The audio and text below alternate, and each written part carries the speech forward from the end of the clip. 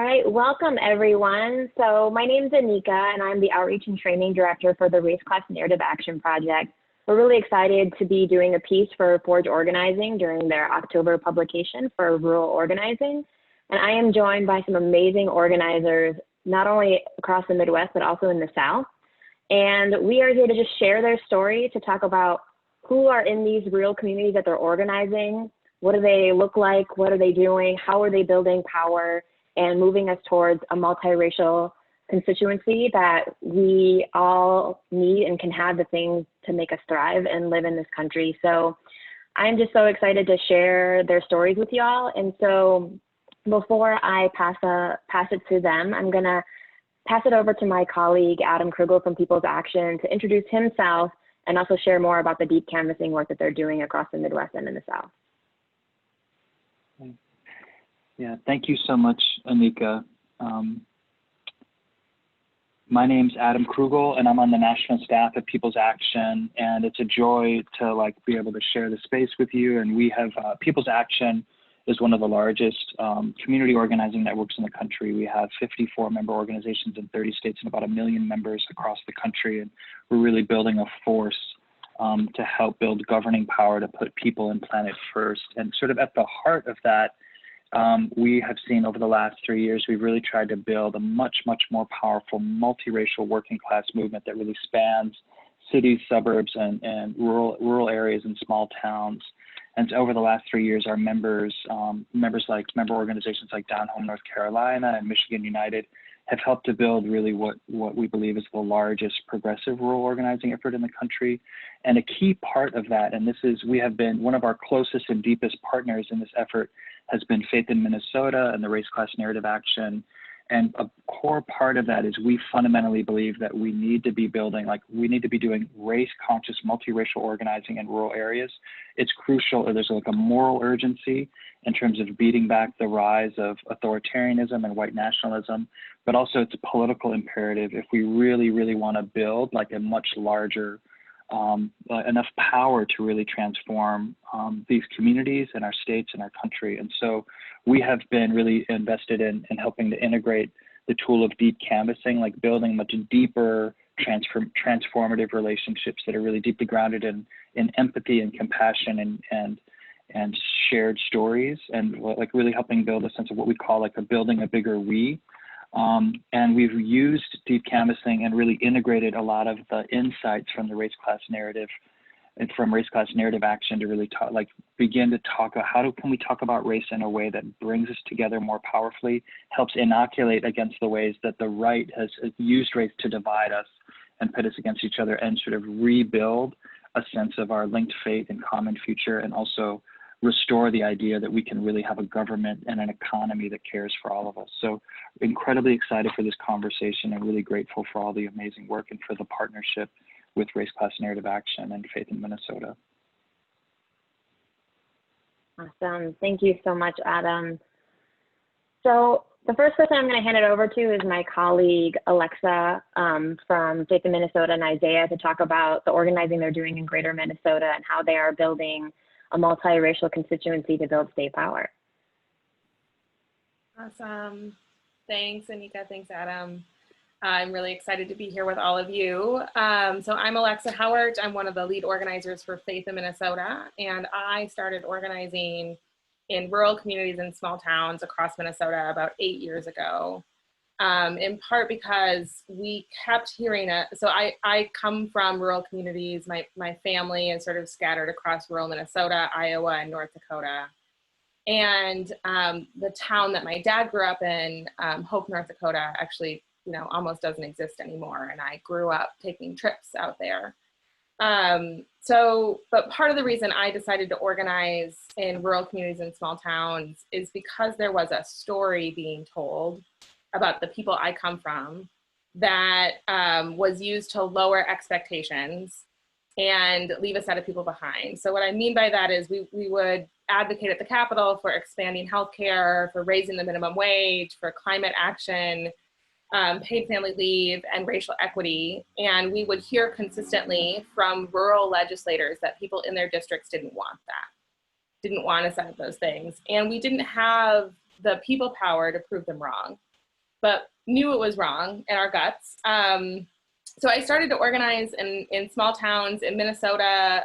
This is probably a familiar story to people across the Midwest, but these are communities of 20, 30,000 people, and then some larger metropolitan areas where over the past 30 years, the demographics have shifted dramatically from being 99% white to now, 20 years later, being 60% white, with large Somali immigrant communities and Latino immigrant communities.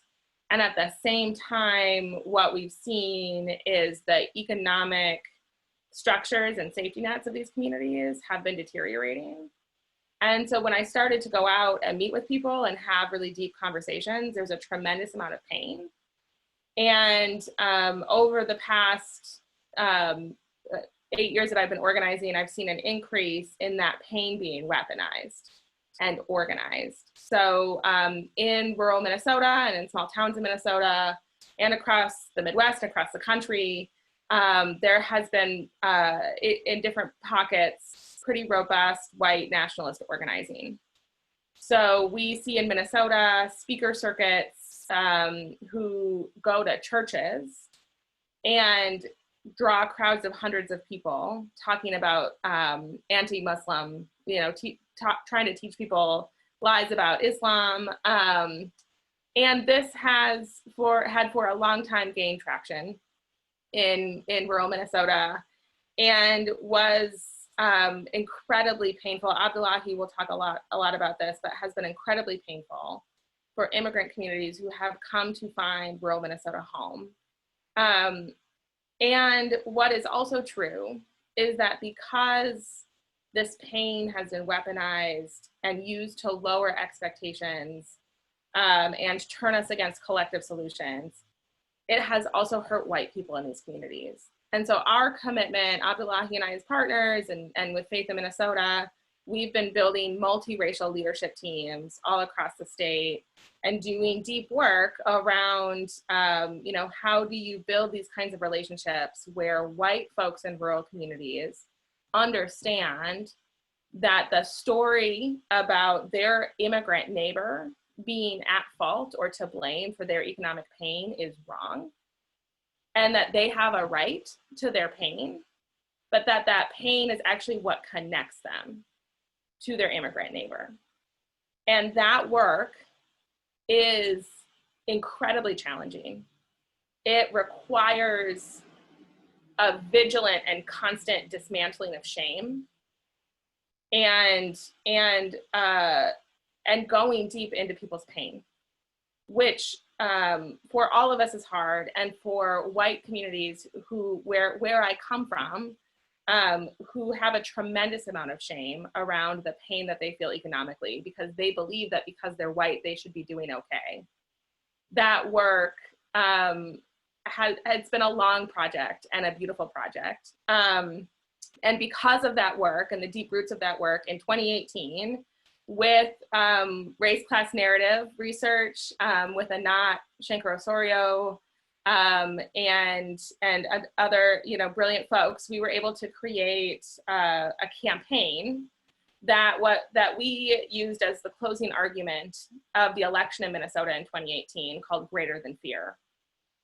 So we implemented lessons of race class narrative, which is that white people are being told stories about race all the time. And when the left or Democrats do not lean into conversations about race, do not take on race explicitly and cast a vision about multiracial solidarity, we will continue to lose, and the consequences are devastating and violent. So we used this campaign as the closing argument of the election to give Minnesotans a set of tools to say, we are better than that. That is not who we are, and we are ready for the future where we are all in it together, where we see collective solutions as a benefit to all of us, every single one. So with that, I'm gonna pass it back to Anika, I believe. Thanks so much, Alexa. And as you noted, you've been working deeply with Abdulahi and Alma's work, and so I'm going to go ahead and pass it next to him to share the specific work they're doing to organize against the rise of Islamophobia in greater Minnesota. Hi all, this is Abdulahi Farah. I am the lead organizer with Faith in Minnesota, and specifically I organize the Muslim base, which is called Muslim Coalition, Faith in Minnesota, and also Isaiah. And I basically organize in the metro area and also across the state in the rural areas where many of our communities chose to make home.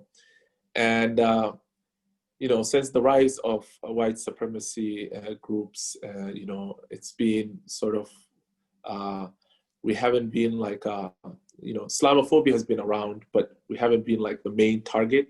But since the Trump administration, it has become sort of we became one of the targets, specifically here in Minnesota, because he chose to actually come here several times to mention the community, the Somali community and so forth.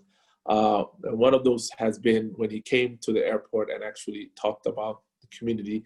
And within less than a year, my mosque was actually bombed, which was not that far away from the airport.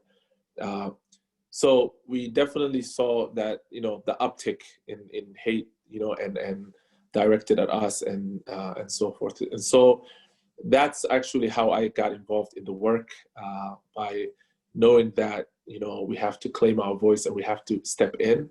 Otherwise, you know, these basically groups would just kind of be more boldened to, you know, instill more fear in our community, but also to feel like they have a right to, you know, to hurt communities and so forth. So one of the things I would say just is I'm going to share just a series of specific stories. One of those stories I've been sort of, like I said, my mosque, ever since it was bombed, it became a target of, you know, white and white supremacist groups and hate groups online. And so some of those people have been showing up, you know, and in front of the mosque and so forth. And, you know, they've been connected to also the mosque in St. Cloud, which is in the rural area in Minnesota, where they were showing up in city council hearings just to push back and basically bully the community over there. One of those incidents where when Christchurch happened, the shooting in Christchurch, the St. Cloud Mosque tried to get a security, you know, car for their mosque for safety reasons, but we had groups come and actually, you know, say that, you know, they're implementing Sharia law, even though they're not. They were basically trying to keep themselves safe. Another, I think, with the race to class narrative, as we were pushing and organizing our community, that we are greater than fear, that we will not, you know, step back. We organized across the mosques in greater Minnesota and even in the Twin Cities to hold a big Eid event. And Eid is once, you know, every year we have two holidays, and one of the big holidays to actually have it at in US Bank Stadium, which is downtown, to show the community here in Minnesota that we are Minnesotans like everyone else, and to also show solidarity. We had one of our tagline was Eid is for everyone, and so we invited everyone as well. It was picked by one of those right-wing radio or, you know, TV groups online, which was Third Rail Talk, and they were talking about how we were going to take over the downtown and slaughter cows and all kinds of things, and basically creating fear. A lot of our community members were, again, afraid to come together and actually celebrate together, but we had the narrative of greater than fear that actually helped us to push back against that hate and to actually hold an event that was well attended. Over 34,000 people came in the downtown to actually celebrate and claim their voice and say, we're greater than fear. You know, many politicians showed up, many people showed up, but that was kind of a epic moment for our community to say, whether we're in greater Minnesota and whether we're in downtown, you know, that we're all connected. We're here to build, you know, our community and our power, and that no matter what fear tactic, whether it comes as a dog whistle politics or if it comes from the right-wing groups, that it wasn't going to stop us. So this is kind of some of the examples in also building. We recognize building a solidarity in greater Minnesota with Alexa it's one of those things that can push back against this type of hate. So Thank you so much, Abdulahi. Thank you so much. Sharing those really painful and also joyous stories of the organizing you all have been doing. I'm going to pass it to Mas at down home, North Carolina, because it'd be remiss if we didn't include aspects of the South and the amazing rural organizing that is also happening down there. Hello, everyone. Thank you so much, Anika, and everyone that's on the call today. I'm Mahisma Hallaji. I am an Iranian immigrant that grew up in Alamance County, North Carolina. In 2018, I came back to my roots here in the South to organize and challenge some of the discomfort that I had felt my whole life as an immigrant in my community. I think that challenging that discomfort has been something that's become like a bigger vision focus for me in this deep canvassing work. And just in general for our team here in NC, we have found that discomfort that we all share is not imaginary, and that we're actually stronger when we talk about these things. One stat that I just want to share is that here in North Carolina, 45% of people, almost half of the people that live here that we have surveyed on this issue, believe that the federal government has not represented them. And I think that really shows that we have more connection here in the South than most people think, specifically in rural communities where we've seen folks be disenfranchised for years on years. And similarly to Alexa's findings, you know, we have found a lot of pain in our communities because of that. And to communicate around it has not been easy because you don't want to take away people's pain. It's actually what connects us. And there's a lot of hope in it. So yeah, just been able to have these conversations and really challenge that by doing the exact opposite. So some of the things that I feel like is important to share in terms of deep canvassing here in the South is that a lot of us really do have complex feelings about the government. And we're still learning about what that actually means. But people really want to see a prioritization of economic solutions. And it's actually interesting how that's so deeply tied into race and prejudice, and like how that's been used against all people. And there's just like this huge relationship between this economic strife, participating and coming together, and like the hope that there is in that. And yeah, just to say that, you know, a lot of people that we've talked to on the right, what they always say to us is that they identify with President Trump because he speaks against the government and says that the government has, you know, really not represented the people. Just gonna leave it at that and let maybe Anika take it back. Thank you so much, Mas, for sharing that story and the personal relationship that you have to this work. So the next person I would love to bring to the fore is Maria Elena from Michigan United. And I saved the best for last because I'm a Michigander myself. So I'm very excited about the great work that you're doing there, so much so that I almost want to move back home. So Maria Elena, please take it away.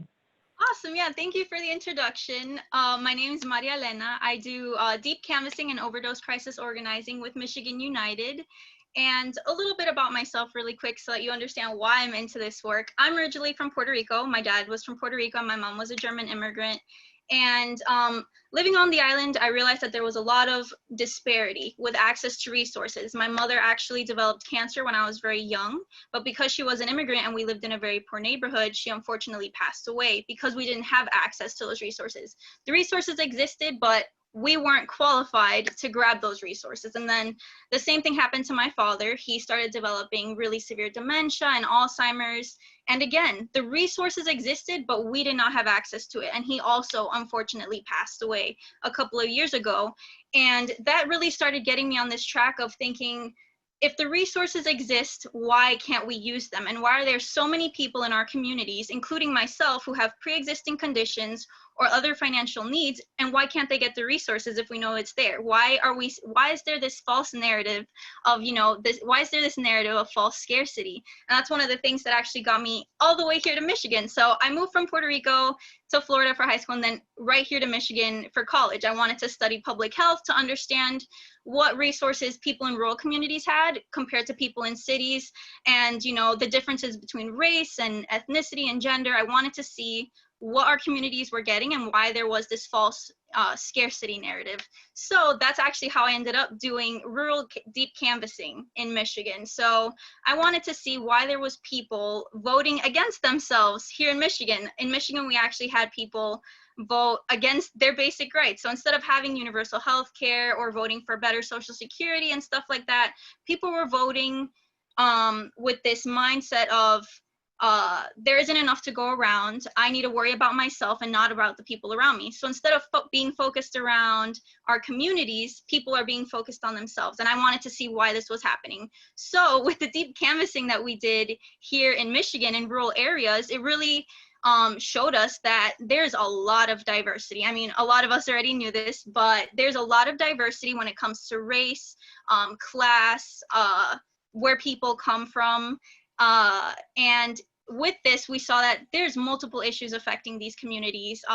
Overdoses are an extremely impactful thing in the community, in the rural community here in Michigan. Immigration is a really big issue. Access to economic resources is also a really big one here. And there's actually a ton of immigrants here in rural Michigan, and we met a lot of them on the doors, as well as a lot of white folk that we were talking about as well. So it's really important for us to do this work, especially coming from a different perspective. We want to have a very big, here in Michigan, we have a very diverse deep canvassing group where we have people from all backgrounds, all ages, all classes, so we can better empathize and understand where people are coming from every aspect. And when we go and knock on these doors, we want to really ask these voters about their experiences as a person, as what have they gone through financially, do they have family that immigrated here, what is their health situation, do they have access to the resources they need. And we started seeing that this is a really important conversation for us to have, because people's views on what is going on in the world is based off of the experiences they've had. So this narrative of false scarcity came from them themselves not being able to access these resources that they knew were there. And the media decided to point the fingers at other people, the politicians, the big pharma. They said, well, poor people are taking, these resources, or immigrants are taking these resources. Instead of, looking deep at the bigger picture, people were just starting to point finger and scapegoating. And that's why these conversations are so important, because we have to go in there and talk to them like, hey, what did you go through as a child? Or what have you gone through in your life that impacts your views on society? And that's where deep canvassing is also really important, because we'll go in, and me, for example, as an immigrant from Puerto Rico, I'll talk to them and we'll talk about my history with my medical health and their history with their possible medical health, or whatever story they may have. And that way we can dig deeper to understand what issues actually matter to them and what do they actually need. And no matter what side of the scale they're on, whether they're Republican, Democrat, more left-leaning or more right-leaning, everyone wants their voice heard. And everyone has been hurt by this system, because as I've been mentioning this entire time, the resources exist and they're not being allocated properly because of the system that we live in, because people don't understand that they're being fed false information. We need to come together as a community to get through this. And instead of just being individualistic and fighting for things that only one person needs, we want to fight for stuff that everyone in the community needs. And so that everyone's voice is held, everyone's voice is heard, and we can hold these politicians accountable, or these big companies that are trying to hurt our communities accountable. And with that, I'll pass it right back to Anika. Thank you so much, Maria Elena, and for everyone's stories. I feel so inspired just to hear. I mean, this is the first time I've been able to hear all of your amazing stories in one space, and I hope that everyone here who's able to listen felt also inspired and proud to be in community with all of you. And so before I kick it back to my colleague Adam to wrap us up, I just wanted to say that what I heard from everyone's stories is that there may be one dominant narrative out there that our opposition is saying, and then there might be one idea of who lives in these communities. And we are constantly pushing back against those dominant frames and dominant ideas of who lives in rural communities. I myself was a Pakistani Muslim immigrant who grew up in West Michigan. We are not highlighted in these stories about who lives in rural America and what stories actually move us and our people. And so I am just so inspired that all of you are on the ground building the multiracial power that has always existed and calling to life our stories through this powerful framework of saying what is actually happening and how we're much stronger together. So I just wanted to weave that all in there and say thank you so much for the work that you're doing. And Adam, what's in store? What's next step? Yeah, well, I would just say just want to first of all, again, thank Alexa and Maria Elena and Abdulahi and Mahisma for all of your amazing work, and that the path forward for us as a country, there is no credible path for us to build a functioning multiracial democracy, with a livable future, if we are not building powerful multiracial alliances in rural communities. And so the work that you're doing is absolutely crucial for the future, not only of our democracy, but really of our planet. And so the work that you're doing, in terms of building deep, meaningful relationships, helping really cultivate the sort of power of empathy and compassion, and then helping people build a new worldview where we see how our fates are linked, where we see that we can live in a world of shared abundance, and that we can actually have a government and an economy that works for all of us is absolutely crucial. And so I just want to name that, the work that Faith in Minnesota led in 2018 with the Greater Than Fear campaign, and the work that Michigan People's Campaign and Down Home North Carolina and other groups have been doing in terms of really testing this in the political realm. What we're seeing is that we can do this. This is not only, there's a moral urgency and imperative to this, to make sure that we can build a world where the sacred dignity of everyone is treated and honored, but also that this is how we can win elections. And so the work that the people on this call are doing is actually breaking the vicious cycle of sort of strategic racism and division that's been used for decades and really centuries to consolidate power. And we're building a new virtuous cycle where we can actually win elections around a vision and a message of hope, around empathy and compassion. And that's really, I think, what's going to be most exciting to see in this election over these next couple of months. The work that you're doing is really laying the foundation for this seismic change in our political landscape. And so just really grateful for all the work that you're doing, incredibly grateful for Faith in Minnesota and Race Class Narrative Action for the groundbreaking work that you're doing. And then obviously for all of the organizations around the country, Michigan People's Campaign, Down Home North Carolina, and all the hundreds of organizations that are really really tilling the soil for this dramatic change in our country. So thank you so much. All right, and with that, I think we're right at time, and that's a wrap. So thank you, everyone. Thanks, everybody. Great to see you all.